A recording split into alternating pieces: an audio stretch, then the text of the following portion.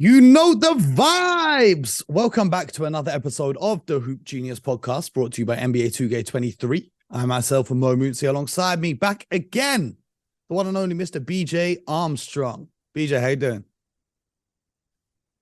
Real name, no gimmicks. 1-1. Big win for the Warriors. Big win for the Warriors. You know what? You know what this reminded me of? This big win for the Warriors. Share it with me, Mo. After the home team lost their first game in a close one, they come back and they have a monster game 2 and take the win. It just reminded me of the Celtics yesterday, but you didn't make it to the show. You were ready to laugh, but you didn't make it to the show. Mo, pretty interesting. I'm going to let you share why. I'm going to let you share. Well, I'm going to let you share why I couldn't make it yesterday. I'm going to let you share. I called BJ. I said, yo, are you ready? We got to tape the show.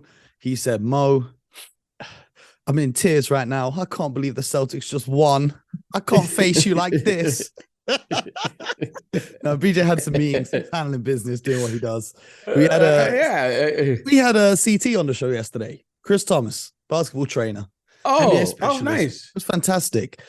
You were missed though, BJ. Someone in the Discord today said it felt like BJ was still there because CT says da-da-da when he's talking, just like BJ does. So I found that pretty funny. But let's talk about this game tonight. The Golden State Warriors, 127 against the LA Lakers, who put up 100 points in this game. Now, first of all, the Warriors fans were freaking out before the game. How come? They were freaking out because the news came out that JaMychal Green was replacing Kevon Looney in the starting lineup. Okay. And then they found out that Looney was ill, so he was on a 20 minute restriction. He ended up playing 11 minutes in the game. But even before the news about Looney came out being unwell, I thought this was very smart from Steve Kerr. We saw what he did in the last series. Obviously, Draymond's suspension forced him to put Jordan Poole in the lineup to give them some extra shooting. And we've seen the same thing happen here. And a circumstance leads him to make a coaching change. But his decision to go with JaMychal Green in the starting five instead of Jordan Poole paid dividends. Because in game one, the Lakers were able to clog up the painted area by playing against the Warriors, who had two guys that don't shoot in Looney and Green. So now you take one of those guys off the court, they can't clog up the paint quite as much because JaMychal Green, I don't know if the LA Lakers know this or not, or if they did a scouting report before the game. JaMychal Green can actually shoot the ball pretty well from downtown. I don't know if the Lakers got the memo or not, because JaMychal went off for three 3-pointers on his way, 15 points in 12 minutes of action. He did a very good job. So the Warriors were able to play with a bit more space on offense, play with a bit more pace as well. You saw the weakness in the Lakers transition defense. And they came up with a huge win. Klay Thompson, amazing. 30 points, 8 of 11 from downtown. He recovered from some bad games that he's been having. Steph Curry dropped 20, but the most important part of his stat line was the 12 assists that he managed to come up with. And the other thing that jumped out to me was that despite Looney only playing 11 minutes, they out-rebounded the Lakers 65-49. And they even beat them in terms of offensive rebounds as well, with Wiggins and Draymond, and Poole grabbed one, Moody grabbed one, and Gary Payton Jr. grabbed 3 offensive rebounds off the bench, and so did Kevon Looney. So they beat the battle of the boards. They managed to turn the ball over 15 times, but they got away with it because they were lights out from downtown, shooting 50% of their 42 attempts. BJ, what jumped out to you from this one? Well, the most significant thing to me was making sure you get the right matchups on the guys. And the most significant matchup was how they decided to defend Anthony Davis. You know, I've noticed things like this because I'm always fascinated with the adjustments of the game. I've just got to check one thing right now. This is the same Anthony Davis who, after the last game, the Lakers were saying is the best big man in the league. The same Anthony Davis, right? Yes. Who finished with 11 points, 5 of 11 from the field in this one, minus 22. Well, I listen. I just got to make sure we're on the same page. I just got to make sure that the Lakers fans are also on the same page. So I'm fascinated with the adjustments. And I looked at the game, and I just happened. I was working out today on May 4th. I might add, May the being a Star Wars be with you.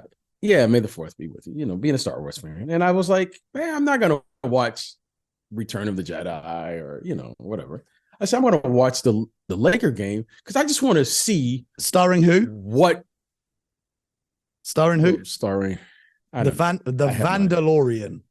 Oh, okay. The Vandalorian. Right. Jared Van. So, yes. So I'm watching the game and I go, golly, like, it's clear to me that you can't guard Anthony Davis with Kevon Looney. That was like obvious. Like, okay.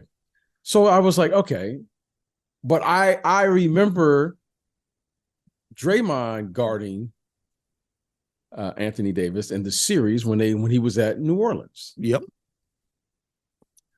And I thought, okay, that to me has to be the matchup. But I was like, but he can't put Kevon Looney on LeBron James. But the expectation was you'd put Looney on Jared Vanderbilt, the Vandalorian, because he's not a good 3-point shooter, even though he did hit one tonight. But that was kind of the expectation that a lot of people thought going into the game. I don't think you could do that. I don't think you could do that. And the reason I don't think you can do it is because you have what's called a significant cross match. The cross match would be Jared, what's his name? Jared Vanderbilt. Vanderbilt is guarding Steph Curry, who is guarding the 1. Kevon Looney is the 5. That's too big of a cross match. One is standing at the 3-point line. The other guy is trying to get offensive rebounds. And how are you going to get those guys in transition? That won't work. Yeah. So I was like, but again, that was just me watching the game. And I said, okay, he's got to put Draymond Green on Anthony Davis. Why? Because you have to match his advantage on the court. He's quicker and faster than 99% of all the centers in the NBA. That's his advantage. It's not like he's like Jokic or Joel Embiid where he can just power through guys. He has speed and quickness at the center position. He jabs, he goes around these guys. He'll shoot threes. If you put a small guy on him, he'll post that guy up. Anthony Davis. For the most part, Anthony Davis. He ain't shooting no threes. Well, he'll shoot those little whatever pocket passes. He'll do all that. But he's quicker than most guys. Yeah. So I was like, Draymond has to crowd him to take that away. Force him to play a physical game. Okay. It was clear to me Draymond was going to be very physical and crowd him and won't do that. So that was the key. And then I was like, if he puts J. Michael on the floor, it's going to occupy LeBron James so he just can't roam and get in the passing lanes and be a disruptive player. Because you don't have to guard Draymond or Kevon Looney. Mm-hmm. Okay, so I was like, he's got to do something. Well, that something was J. Michael Green was in the lineup shooting threes. Clearly, his goal was to shoot it in the corner. And Draymond drive the basketball and make the layup. So that was clear. So you have to occupy those guys, and then we'll figure out the other stuff during the course of the game. And they executed it beautifully. J. Michael Green shot. He was very aggressive. He made them. He made threes. And then on the other end, they really jammed, Anthony Davis. And he didn't make an adjustment. The thing for me, when you plan this, when you see these adjustments, is for you to adjust on the fly to say, okay, that's what he's doing. I'm going to make an adjustment, and then we'll play. Well, the Lakers got nothing accomplished. That was very disappointing. At least the Warriors knew what was going on in game one. Yeah, and they couldn't overcome. They saw what was happening, and then Steve Kerr knew what he needed to change. Whereas from this game, I don't know what the Lakers are seeing. What are we going to do? Pray that Klay Thompson just misses? Yeah, like it was like, okay. The Lakers, the Warriors, you made a nice adjustment. You know what was really cool about tonight's game? Okay, Mo, so we always talk about drags, right? Drags meaning the 5-man will set a screen for the guard in transition. Yep. Well, guess who was setting the screen for Draymond in transition? Steph Curry. How cool was that? Yep. That the one was setting screens for the 5-man, or which Draymond was playing tonight in transition, and Draymond was getting to the basket and scoring life. So this is one thing I wanted to say. like Draymond was definitely playing with more pace on the offensive end. Rather than catching the ball and looking for a handoff, looking for a pass, he was catching the ball and driving into the paint rather than being more stationary. You have to occupy. So you have to occupy those guys. Like, you can't allow, LeBron James to just freelance. And you have to occupy the shot blocker, which is Anthony Davis. So great. I mean, Steve Kerr, man, I know that's not exciting to most, but I was so excited that Steve Kerr just comes up with game plans. And his guys know the game plan, and then they play their game around the game plan that's going to allow them the best chance to win. I think that is really, really cool. And I think that's a pretty cool thing that he has with his staff and the relationship with his team. And his guys go out and do it, and they execute it. So now we'll see what the Lakers are going to do, because I wanted to see at some point here, okay, this is what we can do. And let's kind of get an experiment so you can show your guys on camera or on tape the next day, tomorrow, when they go back, to say what's going to happen. So, Mo, we'll see what happened. But this was a big time win, a dominant win. Yeah. Another adjustment. It wasn't just one player. And Steph Curry only had 20 points. I mean, they had 6 guys scoring in double figures, but another adjustment the Warriors made is they were making a concerted effort to go into more pick and roll stuff. JJ Redick highlighted on his show just yesterday that the Warriors in game 1 had their 3rd lowest amount of pick and rolls all season.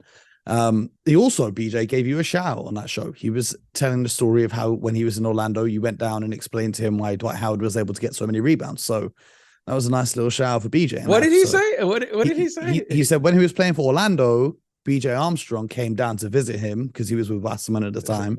And BJ explained to him Dwight's ability to rebound and how he didn't need to box out because he's so proficient at grabbing rebounds from outside of his area. And that was related to Mitchell Robinson's ability to grab rebounds in this Knicks Heat series. But anyway, back to it. The Warriors ran more pick and rolls because the paint wasn't so clogged up. So when Draymond's catching it on the short roll, he's able to drive downhill rather than just stand still and be stationary. And that pick and rolls really got the defense scrambling early on in the game, especially in the first half. And the Lakers were trying to throw 2 bodies at Steph coming off these pick and rolls, which was just opening up the floor for everyone else. And that's why he had about 8 assists by the half. The Warriors, it did look kind of shaky because Steph picked up his 3rd foul in the second quarter. But Anthony Davis also had 3 fouls, so I guess it canceled each other out. Another thing that I liked from Steve Kerr, we're talking about the coaching adjustments, is there was a stretch where they made their run where he went into a little 1-2-2 zone. So you've got one player playing at the top, 2, and then 2 behind him. Kind of threw off the Lakers a little bit doing that.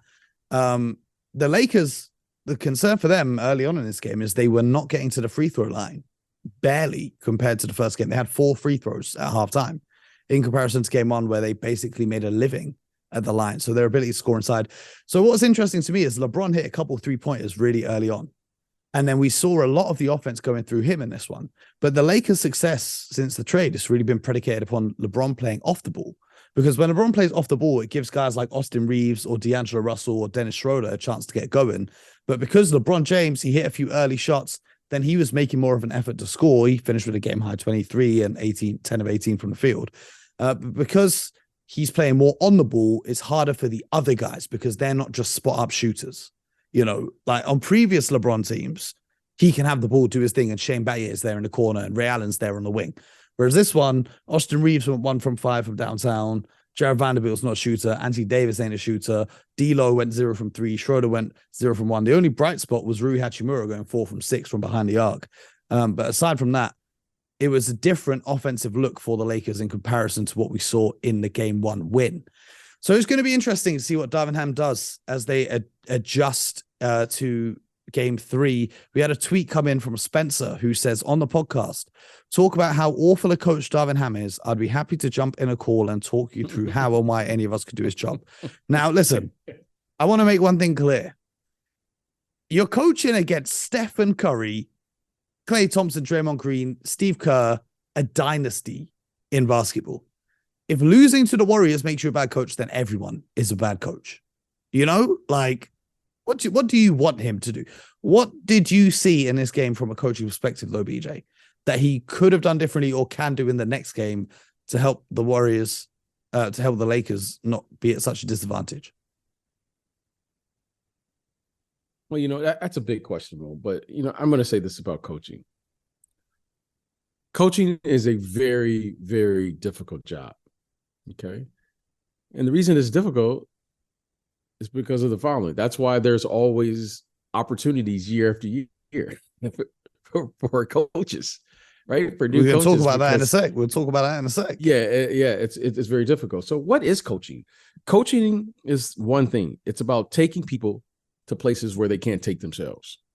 That's what coaching is. And everyone loves to win. And everyone, talks about when you win, like tonight, Steve Kerr, phenomenal. You know what I mean? When you win, Mo, you get all of the praise. People, I think I've told you this, Mo. Everything I've learned about basketball is when I lost. Mm-hmm. Like everyone wants to talk about, BJ, you won championships, da-da-da. But if I'm honest with myself, I'm honest with our listeners, which I made a commitment to do, right? When we started the show, I have to be honest. And if I'm being honest, everything I learned is when I lost. You don't learn anything when you win. Like you feel good. You think you're a little better than you are, but you're not. You feel you know something more than most people, but you're not. But when you lose, Mo, you got to look at yourself and say, okay, what's going on here? And everything I've learned about my basketball career has come from losing. Mm-hmm. Because that's why I value winning. Winning is very, very, very hard to do.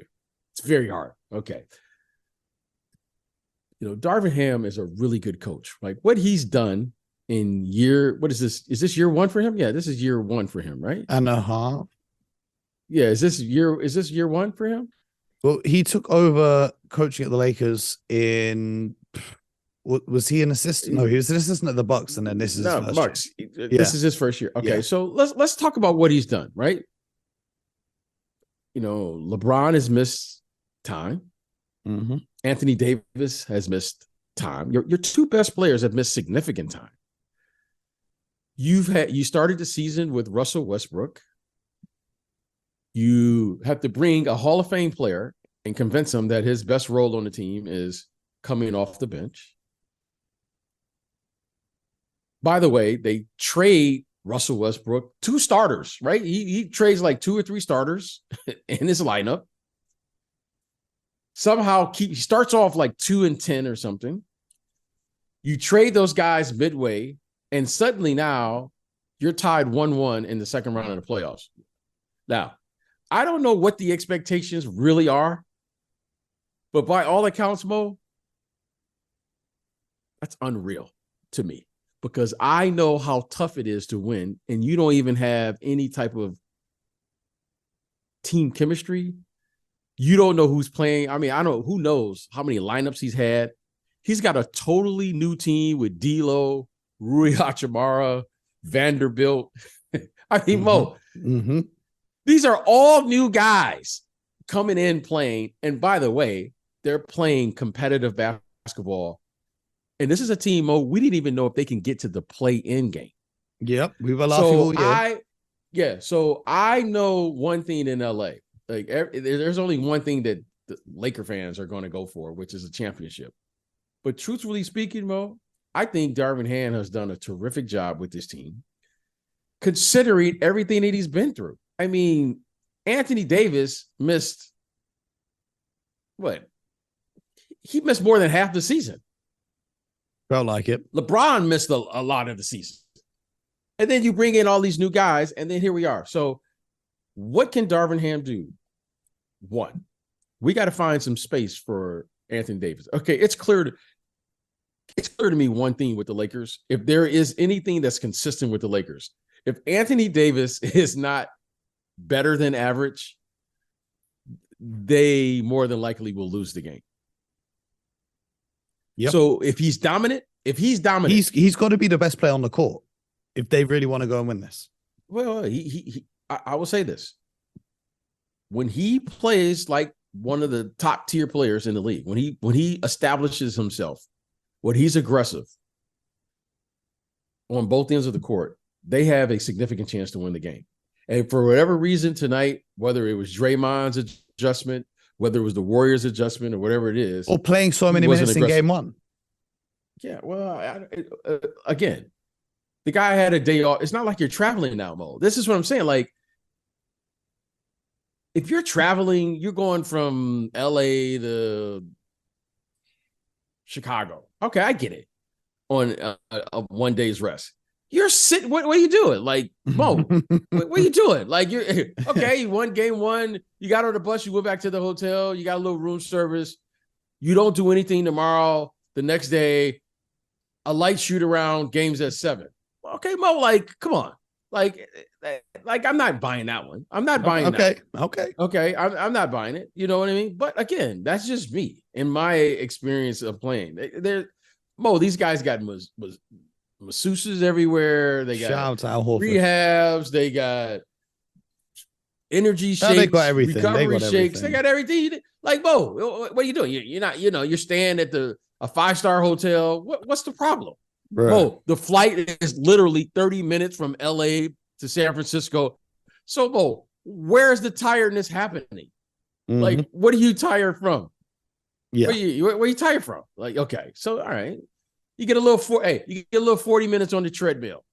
Mo, like, it's not like the game is like he's playing against Charles Oakley or somebody like that, right? All right. Yeah, he ain't getting beat up. Yeah, that's what I'm saying. So what's the big deal? But I think he has to be the most dominant player on the floor. He's got to be the one that establishes who they're going to be that evening, right? I'm going to control the paint. I'm going to dominate on the offensive end and force them to double team. So give the Warriors credit. In particular, give Draymond Green credit. He took that away, and he was extremely aggressive with Anthony Davis. Now, let's see if Anthony Davis can match that energy in game 3. Because let me tell you something. The Warriors tried to send a little message here. See, that's what bothered me watching the game. The Warriors sent a little message like, yeah, you beat us, but we're the best team. Yeah. You know what I mean, Mo? Like, when you beat a team, Mo, you want to establish, no, this wasn't luck. They lost a close game, and then they came back and won by 27. You can tell that the Warriors were really focused. And now, Mo, and I'm going to say it here. I think the Lakers got to think about this now. Instead of winning a game in Golden State and feeling confident about going back home, you know what I think, Mo, happened today? Mm-hmm. Is now the Lakers are like, we got to figure it out. We got to figure it out. Well, and that's not good. Clay going 8 from 11 from 3 is not something that you would really expect in every game. But let me ask you about that same sentiment. Because I opened a show talking about similarities in this game and the Celtics game yesterday. And tonight, we've got the Celtics game 3 in Philly, where Joel Embiid will be receiving his MVP trophy. Do you think that the same thing happened to the Sixers with the Celtics taking such a big win in game 2, despite Philly winning in game 1?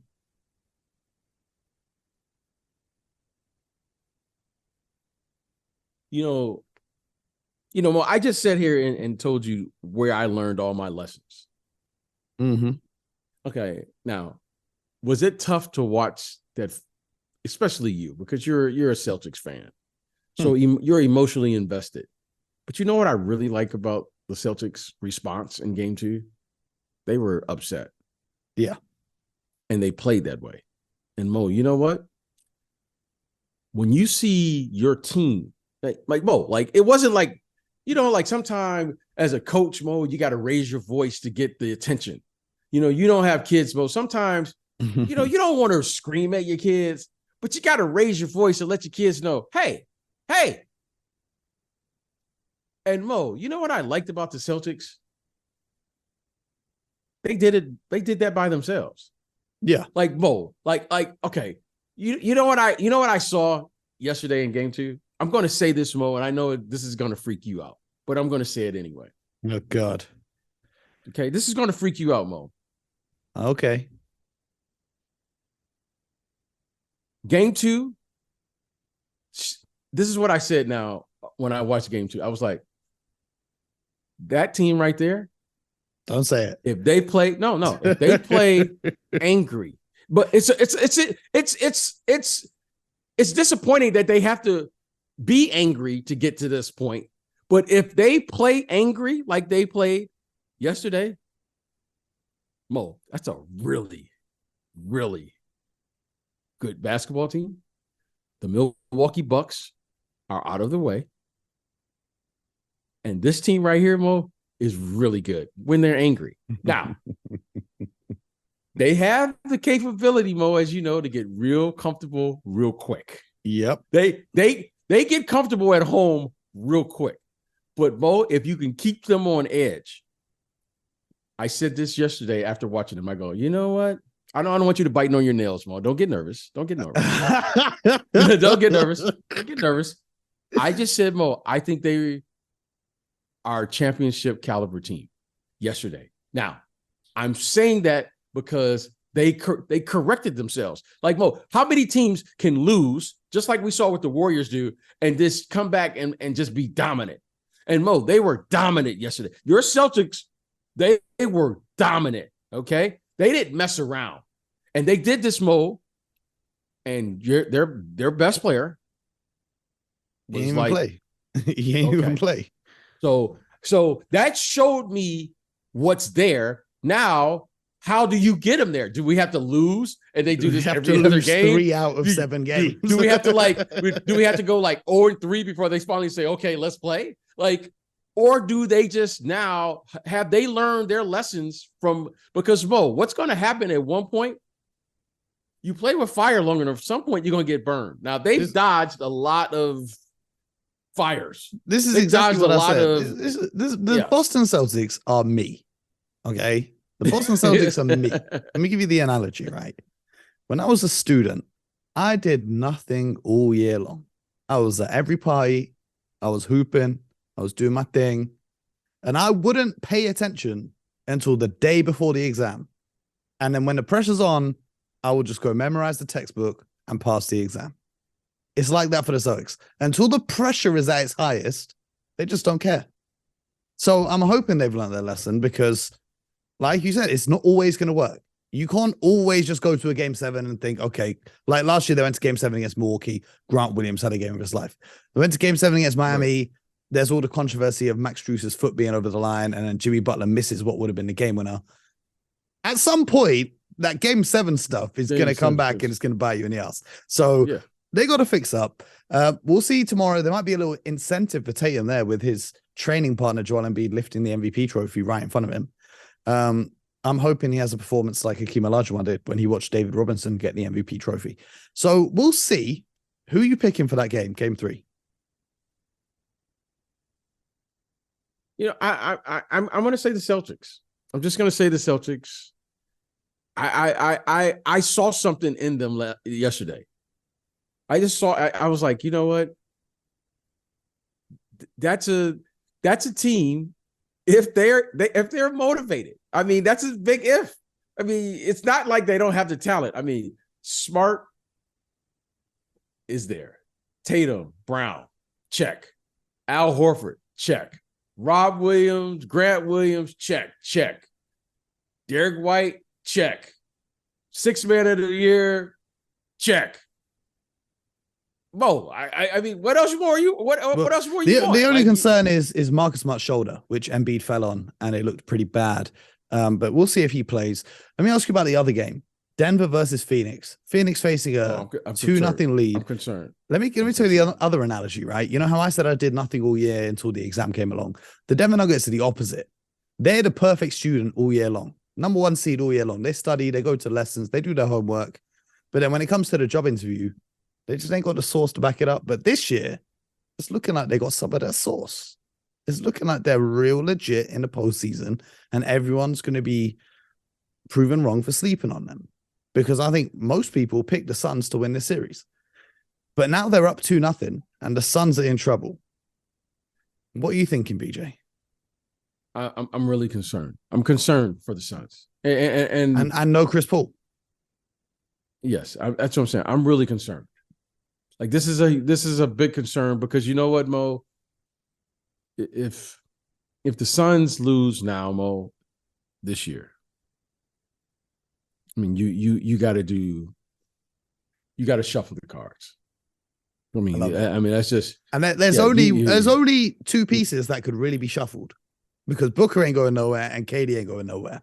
The rest of the guys are just filling role players. I just think there's only two guys. That's just that's the reality because they gave up so much to get KD. So they kind of depleted their team and their talent, which listen, I'm not questioning that. I'm just saying now, Mo, I mean, it's at that point. So these next 48 minutes, Mo, will determine to me their future. Because if they lose one game here, Mo, I think they close it out. They close it out there, and they could close it out in 4. I mean, Mo, I think right now the way it's looking, it looks like a gentleman's sweep. It looks like, and it could be a sweep. I think. Well, if I'm Phoenix right now, I'm not putting in Payne or Shamet. I'm putting Booker at the 1 and Okogie at the 2, and then I'm putting KD and Torrey Craig as well as DeAndre, and just give you a little bit more size, a little bit more physicality. Where they're gonna have to play, I mean, Mo, they only got they gotta play Payne. They gotta play these guys. I mean, Mo, you gotta get something. If you're gonna win the series, Mo, you have to get Cameron Payne involved to some capacity. Yeah. And we saw how important he was in 2021 when they got to the finals. Right. So they're gonna have to figure that out. And I'm concerned. I'm really concerned with the mindset of the team. And you hope, Mo, this is what because I just want them to be competitive. You just hope the guys haven't checked out. Because if what you said is true and guys feel that way, let's say guys are going into game 3 with that mindset, Mo. I mean, this could be one of those games where they lose big at home. Yeah. And that wouldn't be good. I'm not too worried considering they played 15 games with Kevin Durant before the playoffs began. I wouldn't be surprised if they gave it one more year and said, okay, now we're going to have time to gel and fill out the role. I don't think so. Because financially, Mo, teams now have to start building their roster to take advantage of the new collective bargaining agreement. Yeah. You can't build it. You follow what I'm saying here, Mo? Yeah, I see. You can't afford to. So you can see by what Milwaukee did today. In the end, Mo, it's not about the money, but in the end, it's always about the money. Yeah. So who you picking for game 3? Do that. I'm gonna just say the best team, and the best team to me looks like I'm picking Denver. The best team looks like because you got to think about it as well. I know Jokic says he doesn't care about the MVP, but Embiid's getting his MVP trophy tomorrow. I know he says he don't care, but we'll see. Let's talk about this. Maybe my job application was received by the Milwaukee Bucks because they have indeed fired head coach Mike Budenholzer. So now there is a head coach vacancy. What's your take on this? A lot of fans are kind of upset at the move, I guess, because they said he wasn't to blame for Giannis being injured and the way the roster was constructed. But the problem is there's not too many things you can do with that roster. You don't have a lot of flexibility there. And you can't control injuries, so something's got to change. Okay, here's my best impression of Stephen A. Smith. Okay, the bottom line is this. Okay. Brook Lopez is going to be an unrestricted free agent. Okay, these decisions aren't made. The principle of a coach is you're pretty good if you have great players or a great team. Mm-hmm. Okay, now next year, Brook Lopez is an unrestricted free agent. Chris Middleton. You have to make a decision on Chris Middleton. Mm-hmm. Okay? I don't know what the decision should be, but you're going to have to make a decision on Chris Middleton. And then the biggest decision is the following. Giannis is extension eligible. Yep. Okay? Now, we can sit here and play the game, Mo, like will be played, I'm sure, starting tomorrow, about who is going to replace him. Was he to blame? Okay. As you know, Mo, I don't get into the blame game. I'm just getting to the facts. Those are the key decisions. Mm-hmm. And what this triggers me is they're saying what this says to me, Mo, but again, I'm just a guy in the NBA. Okay. I'm not saying I know anything. And the reason I'm not saying I know anything, because Mo, there are some things, as you know, and our listeners should know, that I can't say, even though I may know. Yeah, of course. But in this situation, I don't know. Mm-hmm. But this is what it triggers to me without talking to anyone yet. They don't feel that Brook Lopez, whatever he may warrant on the free agent market, they're going to be able to do other than a 1-year deal. Yeah. They're not going to sign Chris Middleton to a long-term deal. Yep. He's 31. He's got a player option this year, but he's been plagued with injuries for the past 12 months. Okay. So, which is going to trigger to Giannis to say a wait and see approach.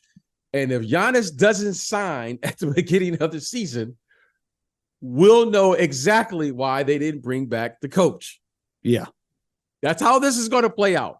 And it's going to play out in that order. It's worth saying it's not just Brook Lopez. It's Jay Crowder, Joe Ingles, Wesley Matthews, Goran Dragic, a bunch of the guys that they've signed are all free agents next year.